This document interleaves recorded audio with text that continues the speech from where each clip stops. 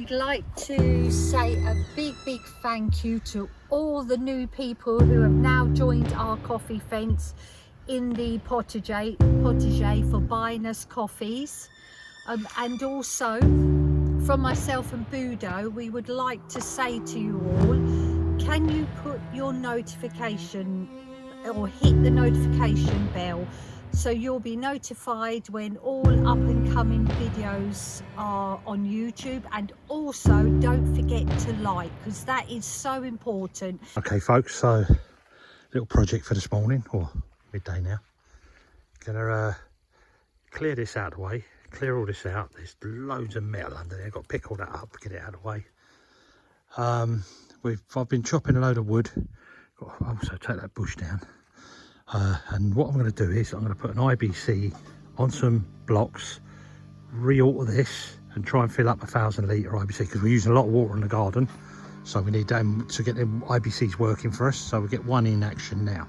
I've also got the black jackets that go over them to keep the algae out. But Tracy's been over here this morning while I cut her a load of wood and she's now getting through it. There was a massive big pile there. Got nearly all the way through it now, so she's splitting some big logs this time. These are all the backs and the ends of the chestnut, and if you could smell it, doesn't it smell nice, Trey? It's lovely, it smells really nicely. Tracy's like I say, she does, this was 3 times this pile, wasn't it? Yeah, that 3 times. And let's show us, I cut it all up for her this morning, and Tracy has done this pile.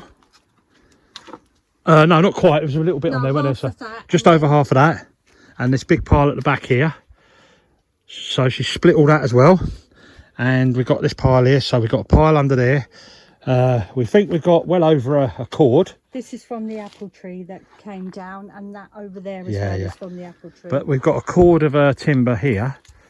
Okay, roughly about 3 stir in total there. Yep. Okay, and once we split all the wood that's under here that goes back, we'll have quite a lot more. And we've got that big pile to contend with there. And so you're doing a good job. I just thought I'd come over and have a look, see how you're getting on before I get the digger going. It's much nicer working in this weather. It's a bit cloudy but a bit cooler. Well, it's just starting to spit of rain as well, isn't it? And because otherwise the machine gets too hot, I think, when you're doing it when it's too sunny. So it's perfect. So not long to go now and this lot will be done. Yeah, all ready for the next couple of years' time. Yep, we're on our way to our self-sufficiency life. Yeah.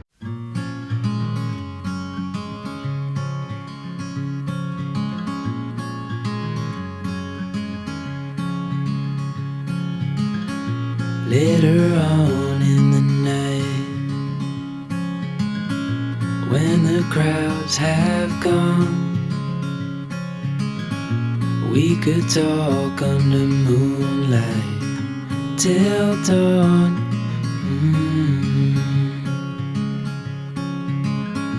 We could stay to watch the sunrise. Good morning, Budo. What are you up to? Well, a bit of emergency.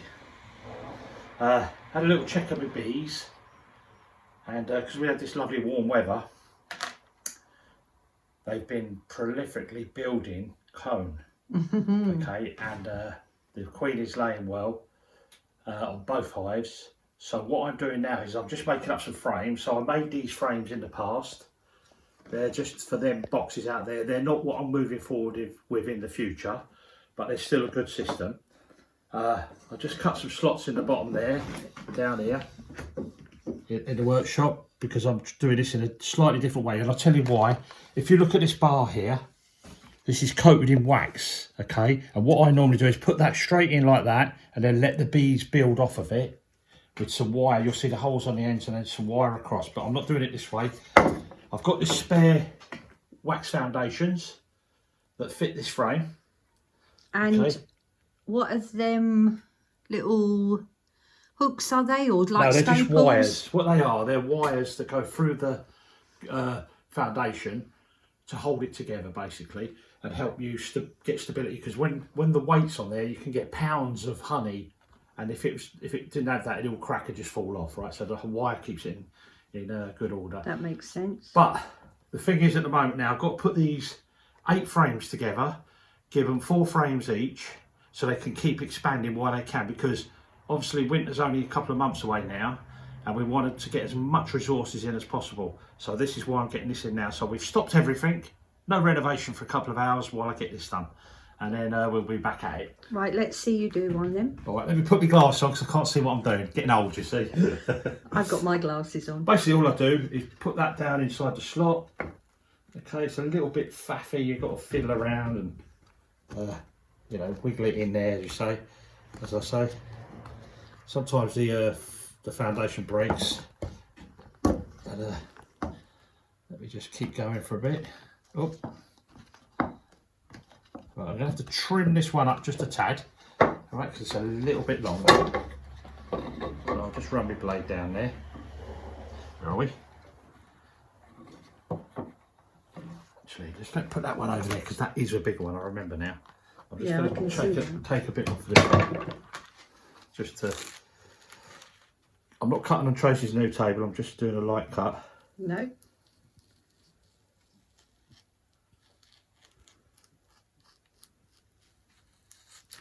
There you go. Keep all the wax. Just keep it going because that all makes up candle stuff and bits later in the future. When you put it into the frame, does it have to be a tight fit, or should there be some give either side? It doesn't matter. It doesn't need to be. I mean, if it goes in a bit tight, it's tight. But if there's a bit of a gap, the bees will fill it in. Yeah. They don't care. You know, they'll make it to how they want it. But this is just what we call a foundation to get them going. Okay, so it's a little bit tricky on this one. Another one that's a bit long, but it's going in. We're getting there now. Okay, so basically I pull it down as far as it'll go, near enough. Okay, then what I've got to make sure I do is get these wires. You might not be able to see that, but there's some wires. Pull it back a little bit. Let me come this side. So you've got these wires here that's sticking up. This is for conventional beekeeping. Well, I want to keep them up above that bar. There we go, keep going, hang on. Because it's warm and all, it's a little bit sticky. There we go. Okay, and then all I do is I'll bend them back like that, so they're underneath. I've got a little stick here that I cut, that will go inside there.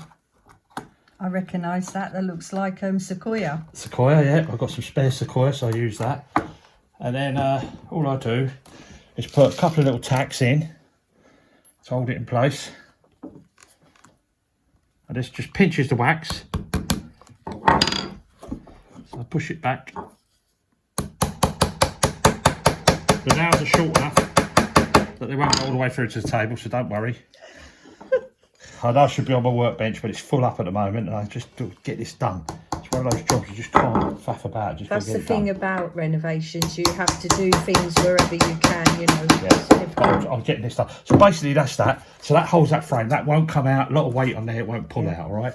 And then what I'll do next is I'll just fold the wires back down, opposite directions, clearing the wax off. Okay. So you see the wires here and here. Okay, and there's another one here. Just cut that off. Keeping all the wax. Those lovely candles in the winter. Okay, and then I'll just get me little doofer knife. Cut that wax off. And the reason I've cut it off the bottom here is the bees travel underneath here to go around their nest. Okay, they walk underneath this, and I don't want to encourage them to lay or make cone coming down right to the bottom of the box. Even though they know they have to have space to move, it's called bee space. Sometimes you get some dopey bee and he'll start building his cone out at the bottom there. He weren't with the plan when they started, like, you know, so we have to make sure he don't get that opportunity. So there's a frame again, right? Fantastic. And that will go straight in now, and I'll slot that in between what they've already been doing in the hive. So this encourages them to lay from both sides, to build, sorry, from both sides. And hopefully...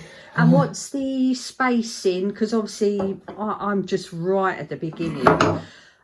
What is the spacing of these in the actual hive? How much space do you need in between each one? Well, it's called bee space, what we call bee space. So the size if I of the shut bee, these is it? together, look. Yeah. Okay. You can see a gap there? Yeah.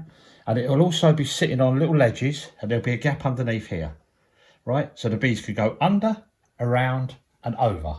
And what they do is, how I achieve that is when I make up the frames, I make the frames in this shape, which was designed by someone 100 years ago or whatever, and I just make them in this shape, and this little sharp edge, a flat edge, so you've got a beveled edge, flat edge, beveled edge, flat edge, push against each other there, okay?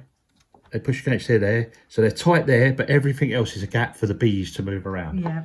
And the bees will be happy if they have bee space. If you don't give them bee space and you cramp it all up, they don't build in a conventional way, and they start to join the frames together.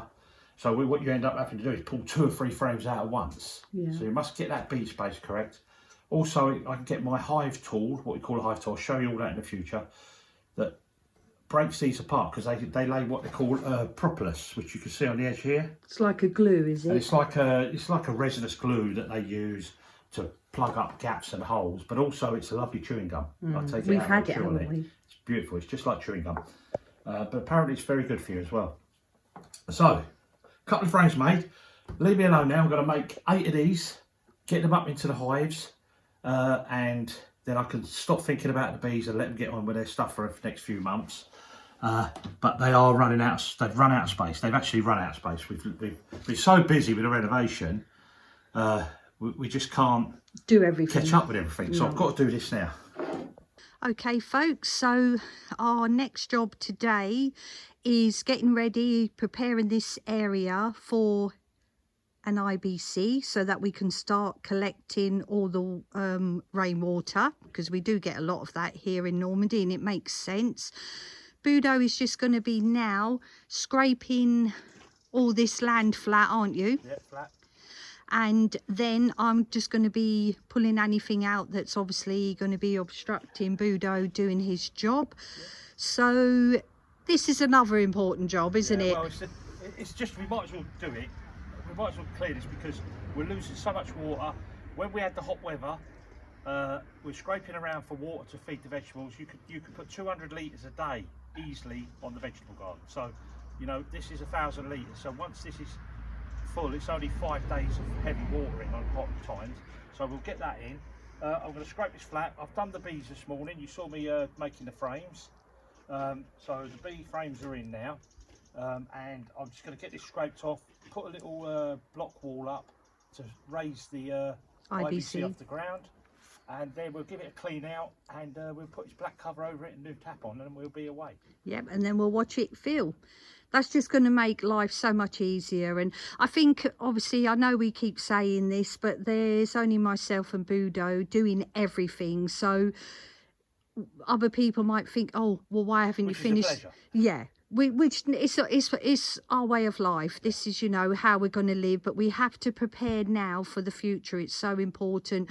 But a lot of people might think, oh, when are you going to be finishing this? When are you going to be finishing that? If there's 2 of you, sometimes you just sit and say, right, this job has to be done. So, you know, we're trying to do everything we can, aren't we? So, well, I'll get the machine going, and then we'll put it on a bit of speed wrap, and we'll clear this all up.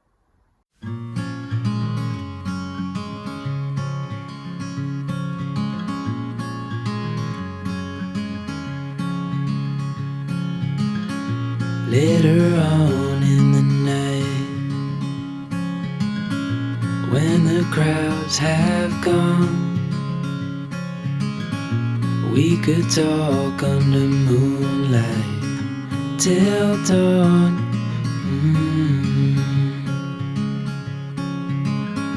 We could stay to watch the sunrise, cancel all our plans. We don't need a reason why we just can't.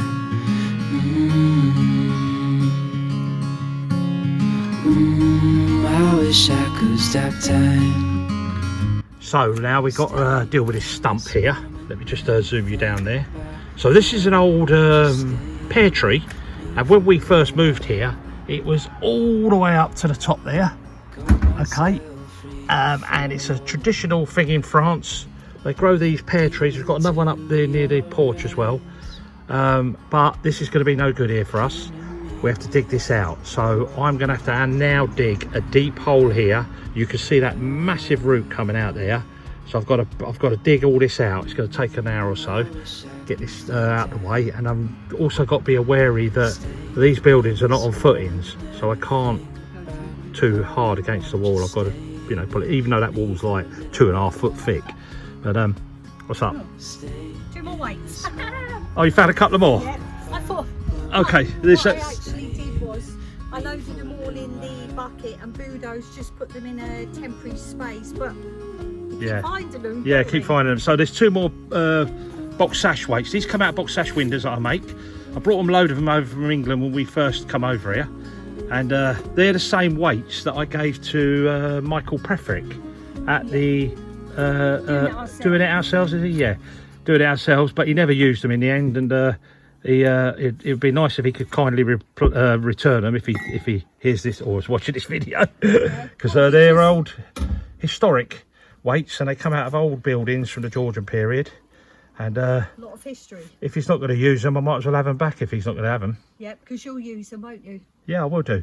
Yeah, so Michael, if you're watching, we know you watch anyway, you know, because you've told us before, and you know, if you've got them weights still, mate, I'd love to collect them off you if you're not going to use them, because they are quite costly and they're hard to get hold of now. Yeah. And I've got plenty of box sash windows to make. Okay, folks, so got the root out. It wasn't that little, was it, Trey? No. But it's out now, isn't it? It's out. I was had to snap. What you do is you snap the roots under the ground. You dig around the stump rather than trying to pull the stump. So I snapped them off, and then I literally lightly pulled the stump and it moved out. But I thought I was filming it, and forgot to push the button, but you got it, you see the after effects anyway. So we're Tracy's just picking up all the big rocks and stones out the way now, and then we're going to level this off nice and level, and then I'm going to put some sand down and just put some blocks in to raise the IBC so we can get a watering can under it, and that's the next phase. And then we're going to do some sort of linkage here. Yeah, oh yeah, I said, Trace, you know you found that bottle? I found one as well. Let me just show you. One sec. That's strange. One sec, I'll come back now. I'm just going to get the bottle, retrieving it. Oh, wow. So I found some little bottles Let me hold them up. In the ground. I don't know, that's got some writing on that one.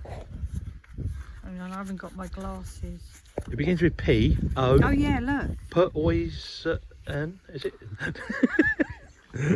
Yeah, it has actually. What does it say? We'll have to clean that up and... Have a look. It looks like it's got a little glass stopper in the top as well of some sort. Not sure what that is. But we found some more of them. Do you remember when we were digging up? We've got a few of these. Yeah, so we'll look into that. Let me just show them the words, if anyone knows that, what type of bottle it is. But we keep finding little bottles like this everywhere, don't we? Yeah.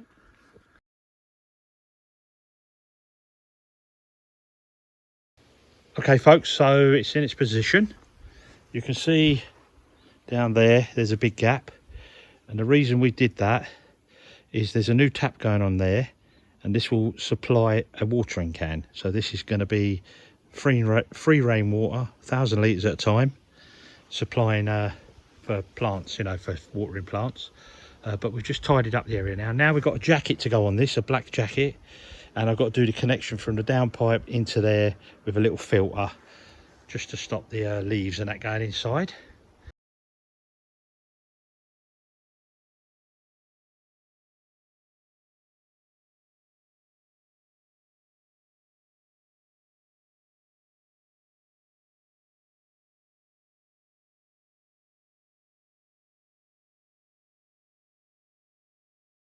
Okay folks, so I've got the IBC in, put the little black jacket on it just to stop the algae, and I've put a new tap set here, as you saw. Just did this little fit in here, connect to a tap, so we've got 2 taps really on that, and it's fitting just in time because it's just starting to rain. I've just temporarily put that there because I've got to put 2 self-tapping screws in there to hold that. So I've just wound it up with a bit of tape. It's only temporarily because I want to change this pipe to a connecting pipe to go into the thing. And inside there, what I've done, you might be able to see it, there's water on this now, so you can see I put a mesh there. Probably you can just see that.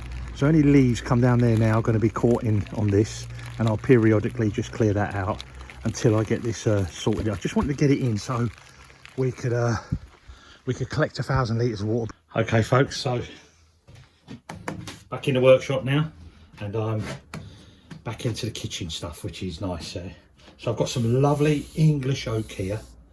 This is it in the raw form, okay, and this is before it's planed up, and then this is it planed up, and then it's got just a final, I go over it with a little blade, it's just to flatten it off. And then I'm just marking out now, I don't know if you'll be able to see these, but I'm marking out where my chamfers are starting. So I'm going to have some chamfers in here, so I'm going to cut these out in a minute, and then just do some little bishop's hats. I don't know yet, I'm not sure what I'm going to do there, but I'm going to do little mitres there anyway. So these posts are 4x4, and this is, I don't know if you see that, but I'm picking the selected grain. Thing in English oak, you get lovely figure, lovely grain, you know. It's very similar to French oak, but French oak is a little bit more straighter and a bit more uniformed, but I like it to be gnarly a little bit and a bit old looking. So these are the 4 posts, 1, 2, 3, 4. These are going to be, and that's just one to show you where it's, that's a spare. And these are going to be the 4 corners of the island, and we're going to leave these in natural wood. I might put a very light stain on them just to darken down, because I don't like that stark bright white look. I like it look nutty, woody, you know, more like this towards this colour, but you have to plane them so that they go back to that colour. So that's what I'm at now. So I'm going to cut these chamfers in on all, and I'm doing it only on 3 corners, because 1 corner is hidden at the back of the island, and then the face frames will sit in between that. The face frames will go in between these posts, if you like. Anyway, so that's where I'm at the moment. I'll just soften these edges off all the way around. Right, just give me an edge there, just do that with a plane. You can do it with a router, but the problem is it always burns the wood. You know, you try not to use machines as much as possible, and do a lot of hand finishing, and you get nice finishes without all the burning marks and trying to clean up all the time. There's a lot of times you don't need to use machines, you know. If you get away with a hand plane in it, you get a good plane, you can get a great finish. Anyway, so I'll crack on.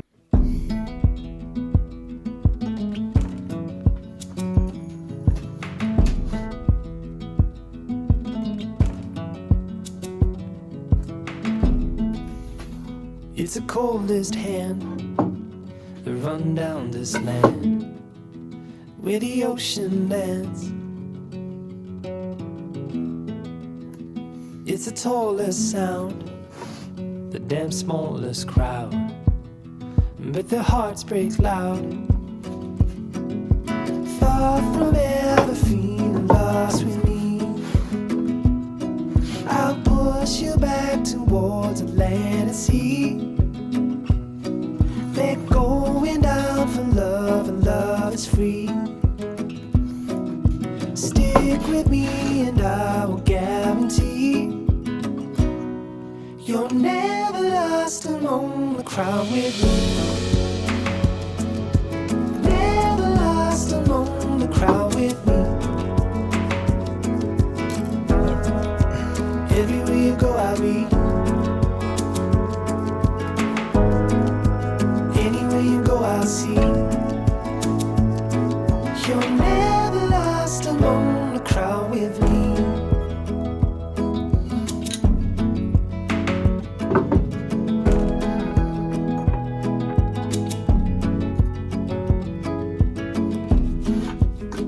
It's the furthest sun, the gun done for love. It's a pulse and shove.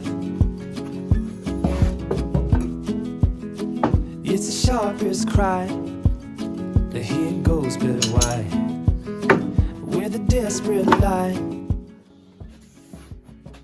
So you saw me marking these out. These are the corners like I was talking about earlier, and then I put an arrow on the ends to tell me that that is the front corner, that is the front corner, what shows from the whatever position you're at the island.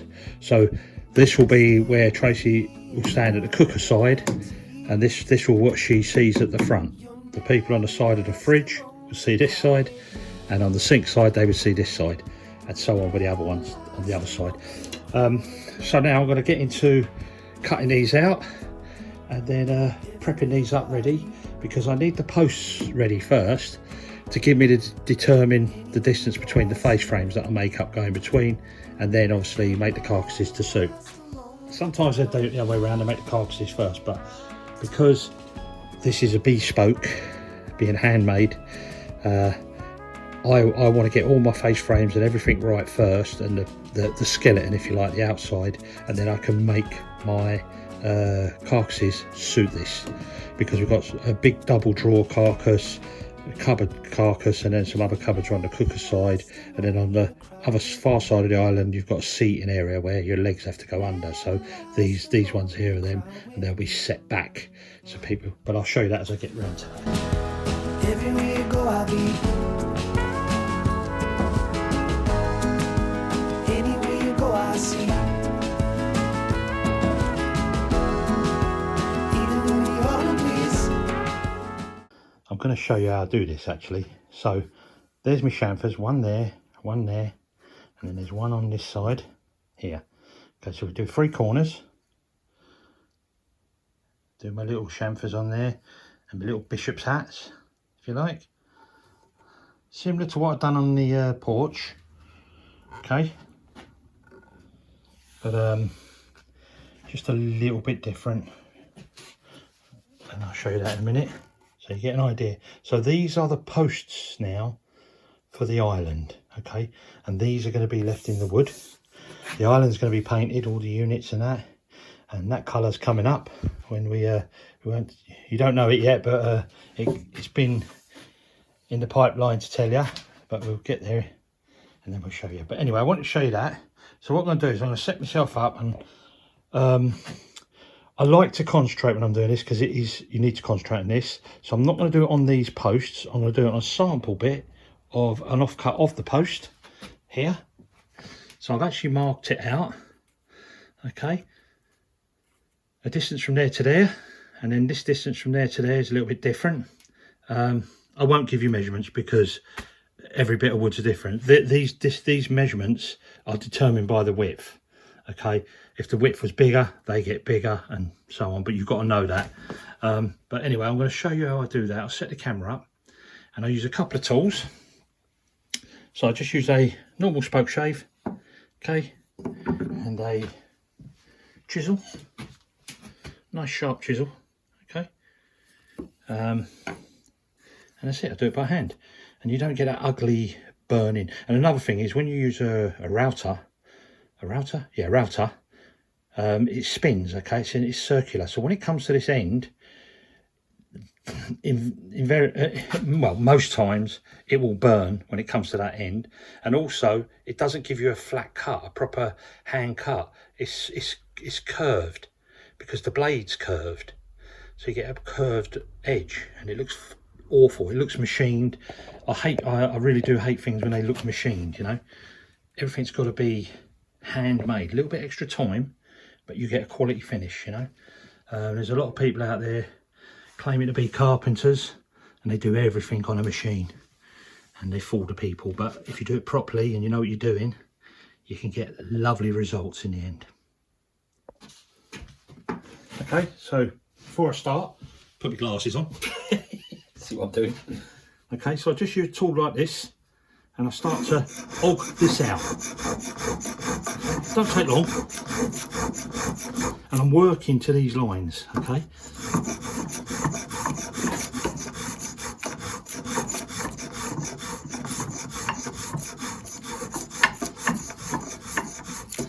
Now there'll be a little tiny bit of difficulty, I can see that already, because I haven't got the distance to go. I'm doing it in a very short area.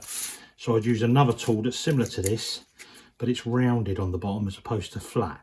You can get these that are slightly rounded, okay? I don't know what the number is. I mean, I've had this one, well, made in England. Yeah, I've had this one since. Oh, this is number 151 Stanley, and I had this, wow, early 80s for doing this type of work, you know. I'm just going to bring this up a little bit because it's a little bit low.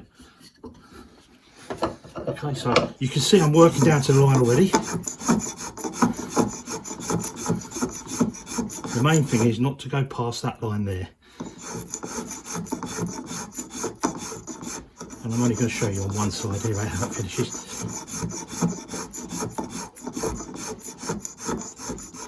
Okay, if you want to come back and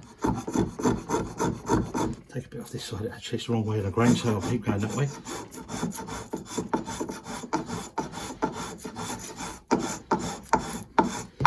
Believe it or not, when you've got a longer bit, it's a bit quicker because you're pushing long strokes. Yeah, you can you're ogging it out. We call it ogging it out quickly. Now, there's too many carpenters out there, very lazy, so they ain't got time in the world to do this sort of thing. And they'll do that with a machine. Okay, they'll get a router on there, burn it all. There'll be little divots where it digs in, and then they'll spend hours after trying to get it all out. It's ridiculous. Just do it by hand properly, the way it was taught in colleges. Anyway, let me get some more tools now. Just let me show you this cut here. Where are we? What's my hammer? My mallet. There we go, mallet. So if I want to get down now, I can bring myself down quickly. Don't go to the lines. Just get down. And you're clearing it out, you're ogging that off, yeah? We're not going to the lines because the work's got to get more delicate as we go along, right? So I'm just getting it off so it's nearly there. Then I can, that line there and that line there is where my mitre or my bishop's hat's going to come down to. So I can work that down to there.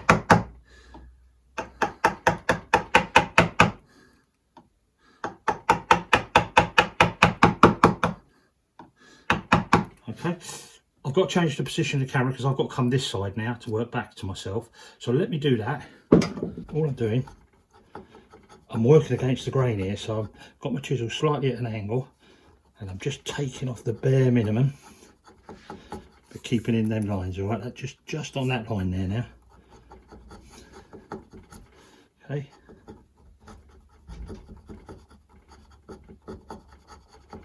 There we go. Okay. Knock that off now. Now my next bit, I've got to come back that side. I'm going to try and do it round the camera. This ain't the way to do things, but let the chisel do the work. Not putting a lot of weight on that, just let it cut down. It's a nice sharp chisel. There we go.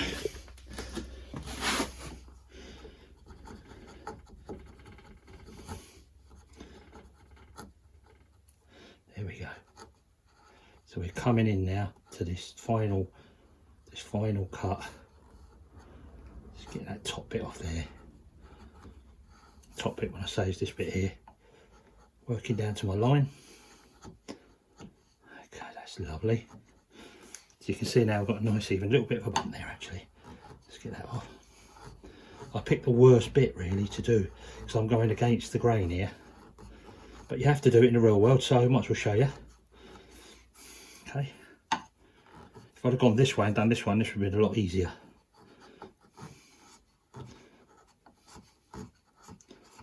You see, I'm taking off minimal with that chisel, right? So I'm going to come around here, around the camera again. Sorry about the heavy breathing. Getting very close now. There we go, so.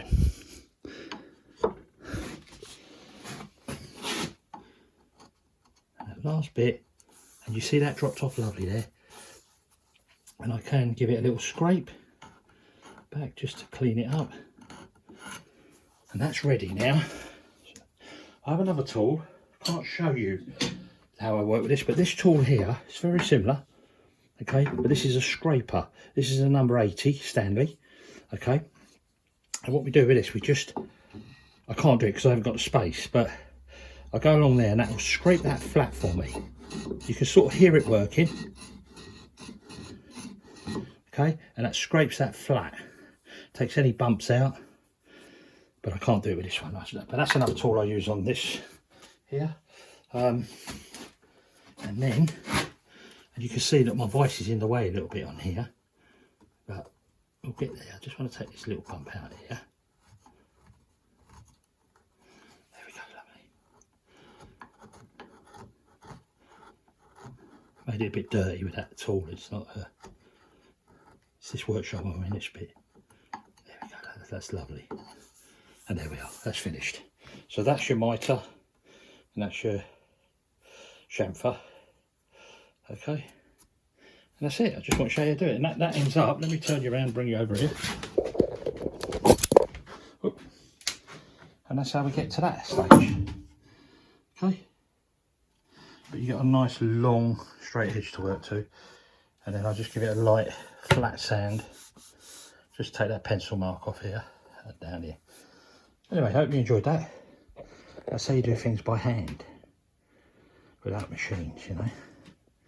Everyone relies on machines now, but you can do it by hand if you put a bit of time on it. Okay, so I finished the other side as well. Done this side as well for you. It just shows you how you get the finish. I make up my own stain, so I've got my own style and colour, and it's a chestnut colour based around.